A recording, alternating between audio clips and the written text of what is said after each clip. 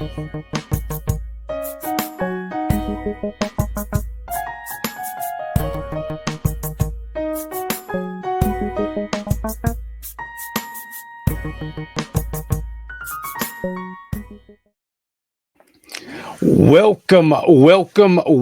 to the Bison Brothers Basketball Podcast, your number one home for all things Bison basketball.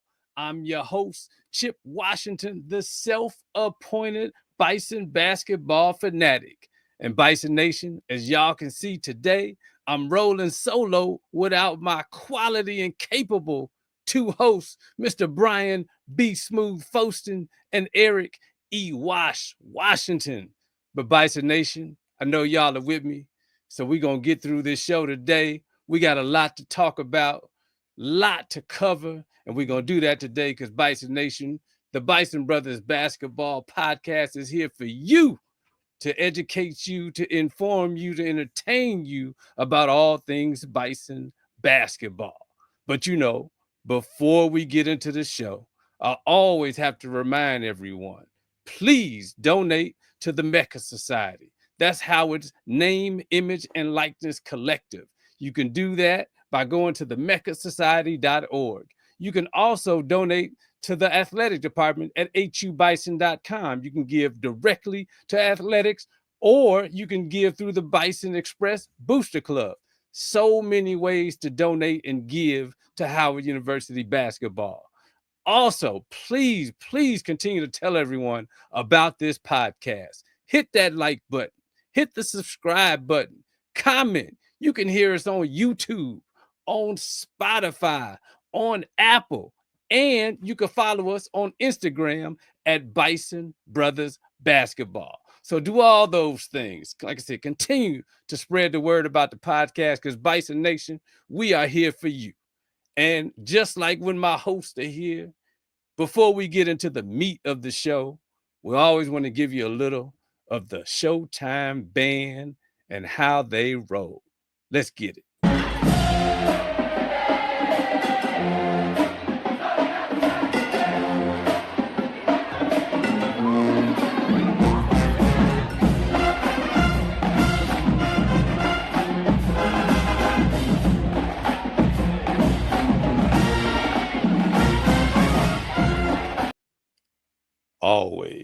Always cool to hear Howard's Showtime marching band doing their thing, playing, getting the crowd hype. Speaking of getting the crowd hype, so what I want to do, Bison Nation, today is I want to give some love to the women's team. We're going to do a recap. So for those that don't know, we did not win the MEAC championship and go on to the March Madness Big Dance. However, the women's team got a berth in the women's NIT, and we hosted the first round game at the berth. Yours truly was in the house. I got a chance to be in the house, and it was an electric atmosphere as we were playing Siena. So, spoiler alert, we won the first game. The only drawback is the burr. We always tell y'all, pack the burr. And the burr was not packed. Now, Bison Nation, I'm looking in the camera because B Smooth put out the call. Everybody put out the call to pack the burr, and we did not pack the burr. But the ladies kept going.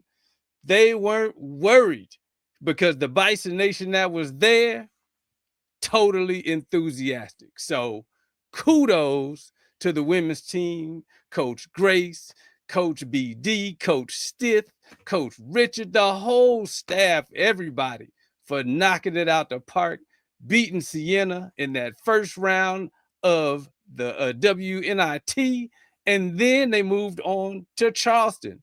I got a chance to travel from Atlanta all the way to Charleston to watch them in the second round game at the College of Charleston. And so, unfortunately, we were not able to win that game, but the ladies put up a fight. Bison Nation, you have to be proud of the women's team for giving us the postseason play. They fed the appetite that we needed for postseason basketball. And so we at the Bison Brothers Basketball Podcast, we want to make sure we give them their flowers because they gave us not only postseason basketball, but postseason basketball at the Burr. I could not have been more excited to be in the house at the Burr for the first round of a postseason game. So kudos, shout out to everybody on the team. I'll get into, the postseason awards a little bit later. So proud of the women's team in Bison Nation. You should be proud of the women's team as well. So, just, hey, yes, that's for the women's team because they deserve all of your applause. So cool. Moving on. Like I said, I want to give the flowers to the women's team. And actually, I'm gonna give a little flower to the men's team too, because we had so many postseason awards. Like, I'm probably gonna get tired just saying them. I had to list them out. I'm gonna look at them so that I don't mess them up. Because Bison Nation, you need to know the type of team that you supported this year. We had some phenomenal accomplishments. So I'm gonna start out with Sanaya King, our point guard. She was the MEAC Rookie of the Year. She made the MEAC All-Rookie team. She was the second team All-MEAC, and she was the Box Toro HBCU All-American second team. I got tired just saying that. Then you had Destiny Howe. She was first team All-MEAC and the Box Toro HBCU All-American first team. You had Nile Miller. She was third team All-MEAC and made the MEAC All-Defensive team. Then you had Zania Thomas, also known as Z Payne. She made third team All-MEAC. And even Kaya Creek she was named to the women's HBCU All-Star team. So just up and down the roster, we told you all at the beginning of the season that this squad had swag, they had depth. So to have all of those awards in the postseason for postseason awards just validates what we said about this team from the beginning. And even though it's all about the ladies, I don't want to overlook the men's team just for the postseason awards because I don't think we ever gave them a true shout out for their season. So even though we lost in the first round with the men, we had the freshman, Blake Harper. He got All-MEAC. He was first team All-MEAC. Of course, he got Player of the Year and Rookie of the Year, the first person to do that. He was first team All-MEAC, made the MEAC All-Rookie team, and was the HBCU Box Toro Player of the Year. That's just one. Then you have Marcus Dockery, the senior. He was second team All-MEAC.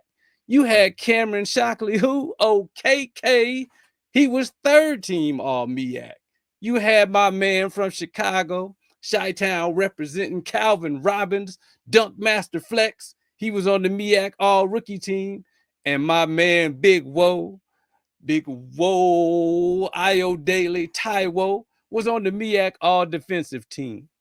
All well-deserved, all well-earned. So shout out to our men's team's awards. Shout out to the women for all of their postseason accomplishments. Just a fantastic showing by the women. And really just so proud, Coach Grace, everybody, what you did.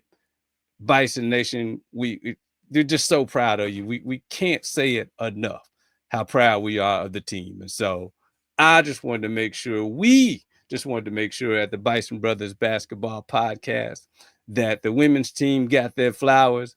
Bison Nation continue to support them, continue to donate to the name, image, and likeness collective to support this championship culture. Mecca made the dog mentality. That's all of the hashtags for the women's team because they definitely deserve it. So before we move on, because we're going to touch on because Bison Nation, we know, we see the anxiety out there. We're going to touch on some of this transfer portal stuff. But before we do that, just to make sure everybody's in the right mood, we're going to give ourselves a little more of the Showtime band before we get started. Let's go.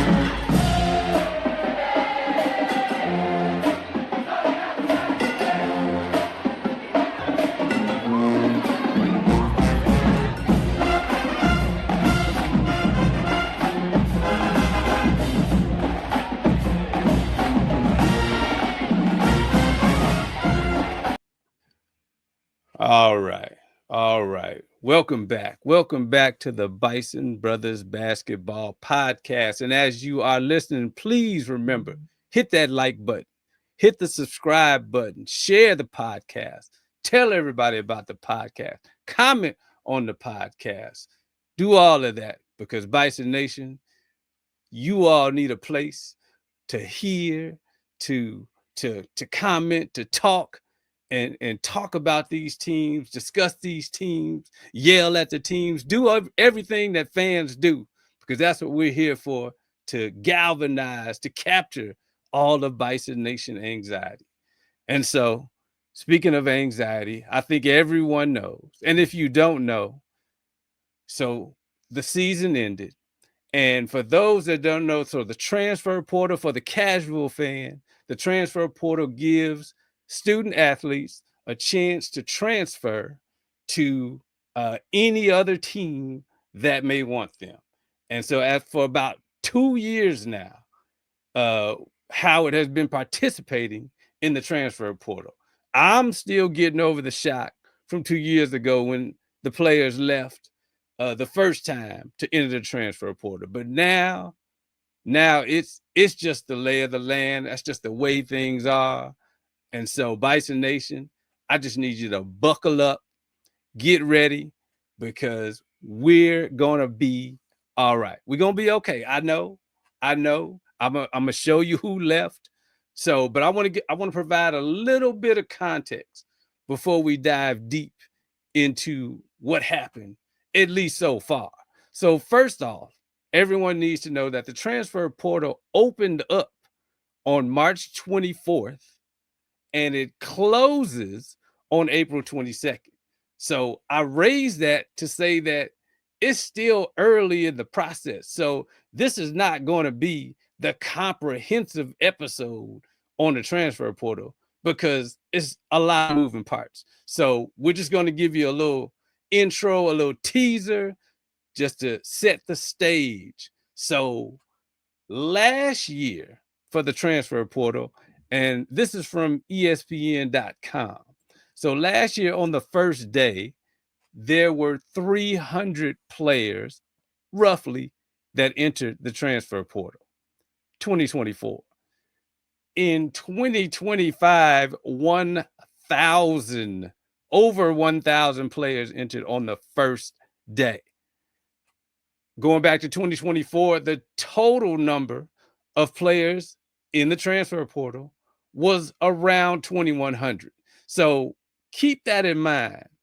We had over 1,000 on the first day of the transfer portal. So Bison Nation, it's important to know that we're not the only ones dealing with the transfer portal. But make sure everybody is up to speed. So if you don't know, we lost 3 men's players. So I put them up here. So that's a mirror, Alan. We're going to show you who we lost, and we're just going to go from there. So that first player that we lost, I think everybody heard, everybody knows, the freshman phenom, Mr. Blake Harper, who also signed with Clutch Sports. He made that announcement shortly after he announced that he was transferring. And we also lost Mr. Dom Campbell. So we lost Dom. He came in to us from Notre Dame, but now he's heading out. So he is in the transfer portal now. And then we also lost our MEAC preseason player of the year, Mr. Bryce Harris. So Bison Nation, just wanted to make sure everybody, I know the diehards know, But for the casual fans, they may not have known who all entered the transfer portal. So those three have entered the transfer portal with the small possibility of returning to Howard. But we're going to get into that a little bit later. On the women's side, it was a bloodbath. We got decimated. So we're going to show you from the women we lost. Destiny Howe, our premier All-American three-point threat, just all around super duper MEAC Bison basketball player. She's in the transfer portal. We also have Amira Allen. She entered the transfer portal. We have another phenomenal freshman, Sanaya King, entered the transfer portal. Then we also had Janiyah Bohannon. She's in the transfer portal. And then to end up, we had Miss Tiana Walker, who is now in the transfer portal. So I know, just take a breath. When it first happened, when all the announcements came, so mind you, it's April now. So the portal's only been open about 10 days or a little less than 10 days. So we're still early. We still don't know who's coming. We still don't know if other folks are leaving, but it is what it is. Bison Nation, we lost three players in 2022 when we lost Elijah Hawkins, we lost Steve Settles, Jordan Wood. But guess what? We turned out okay. And so just like now, we're going to be fine. So I can tell you, Bison Nation, myself, there's a little bit of anxiety. But if you listen to last episode with Jelani Williams, he told you, and I highly, highly encourage you to watch that interview. He was so profound with his answers, with his insight into Bison culture, the basketball team, Coach Blakeney, just everything that's around that. So listen to that interview because it made me feel better about the future of our program. So we have the infrastructure, we have the DNA to thrive still in this transfer portal NIL era. Now, I can tell you, I don't have all the answers. We're going to be bringing in some experts and others to talk about this because I'm still working my way through all of the emotions, all of the anxiety. I don't know just where I stand yet in terms of the transfer portal and how it affects Howard. I could say this. I'm listening to the fans. I'm talking to fans. Fans are going, where's the loyalty? You gotta rock with the HBCU. You gotta rock with Howard. I get that. But I think in today's era, 2025 with the transfer portal, and knowing that we're not the only ones who are dealing with this. I mean, you got starting players from North Carolina that are in the transfer portal and they're going to Michigan.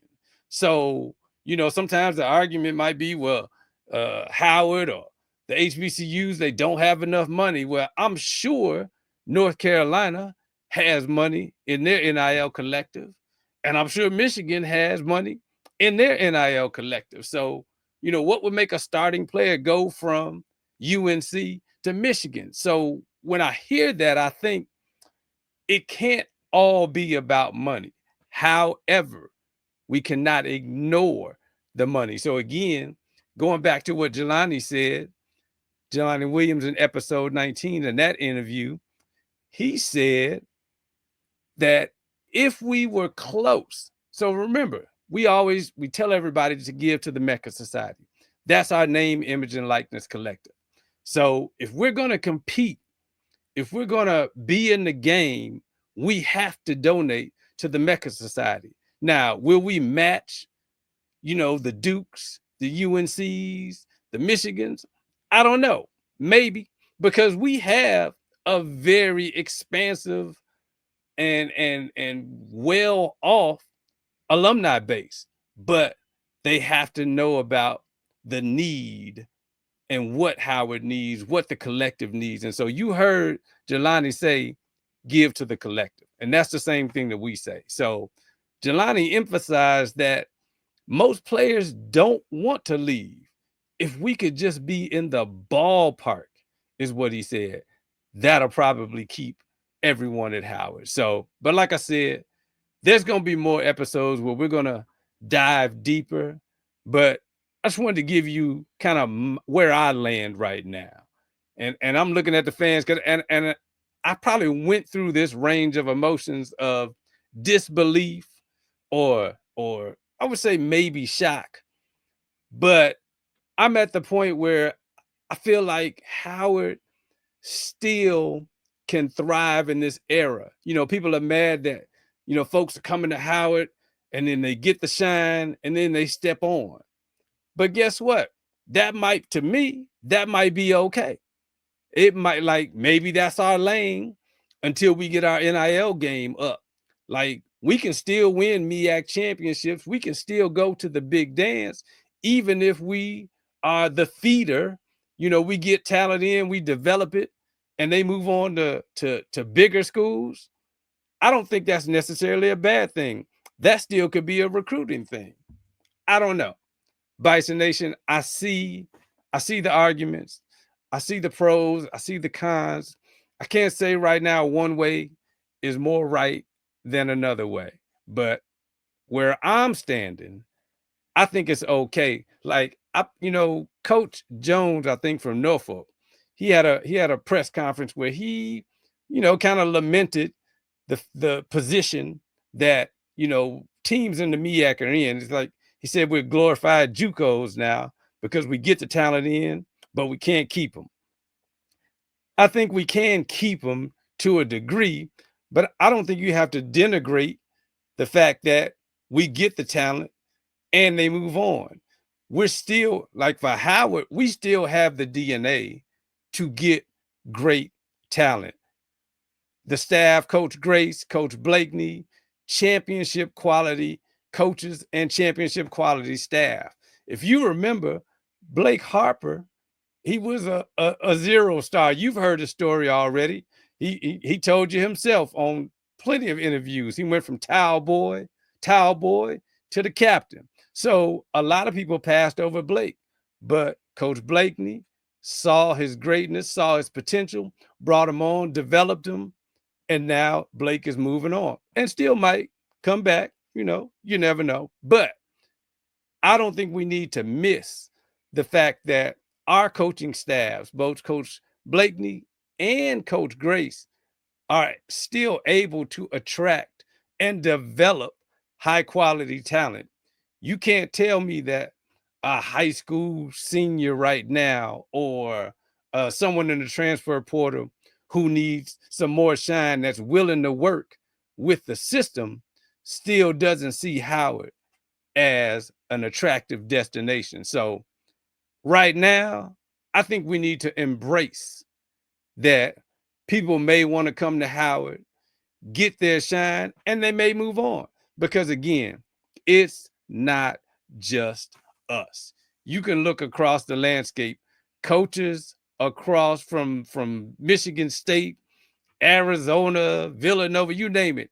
Every coach is complaining about the transfer portal. But I think for us, for Howard, for Bison Nation, we can still thrive in this era. And we're going to bring on some guests and some other players and former players to help us, Bison Nation, work through how we're going to continue to thrive in this transfer portal NIL era. So again, like I said, this is just a teaser. We're going to go deeper. But Bison Nation, we're going to ask you, stick with this championship culture. Stick with the Dream Factory. Stick with the Bison Basketball Nation, because we're still going to rise. We're still going to be going to the championship year after year because we got that championship DNA. So stay tuned, stay with us. Get your notifications on the Bison Brothers Basketball Podcast so you can be notified when we have new episodes out to keep you up to speed on what's going on in Bison Basketball Nation. So look, we're not going to hold you long. We're not going to hold you long, but we're glad you're here. Continue to spread the word like I tell everyone all the time. Continue to support the Dream Factory. Continue to support the championship culture by giving. It can't be more important to say more now than ever. Continue to donate to the Mecca Society, our name, image, and likeness collective, because that's going to help us compete in this transfer portal NIL era. So you could do that by going to the meccasociety.org. Go to hubison.com. Continue to give to the athletic department for the infrastructure. Continue to give through the Bison Express Booster Club. So many ways. And continue to tell everybody about this podcast. Like the podcast. Share the podcast. Subscribe to the podcast, because we're going to energize Bison Nation so that we can compete and do what we do. And on that note, we're going to finish this like we always do. You know.